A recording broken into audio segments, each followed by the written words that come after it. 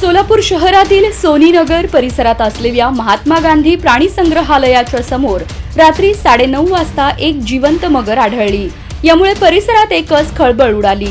अचानक रस्त्यावर आलेल्या या मगरीमुळे काही क्षणांसाठी भीतीचं वातावरण निर्माण झालं, पण युवकांच्या सतर्कतेमुळे आणि प्रशासनाच्या तत्परतेमुळे मोठा अनर्थ टळला। रात्री काही युवक सोनीनगर परिसरात थांबले होते। अचानक रस्त्यावर काहीतरी हालचाल जाणवली। अधिक जवळ जाऊन पाहिल्यावर त्यांना समजले की ती एक मगर आहे। तात्काळ त्यांनी प्राणी संग्रहालय प्रशासनाला याची माहिती दिली। युवकांनी दाखवलेल्या सजगतेनंतर वन विभाग आणि प्राणी संग्रहालय प्रशासनाचं पथक घटनास्थळी दाखल झालं।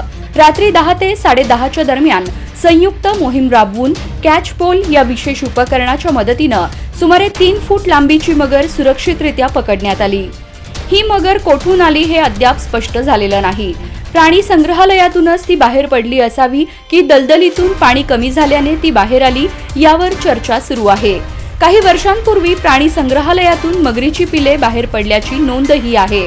त्यामुळे ही मगर त्यांच्यापैकीच एक असावी अशी शक्यता वन्यजीव प्रेमींनी वर्तवली आहे।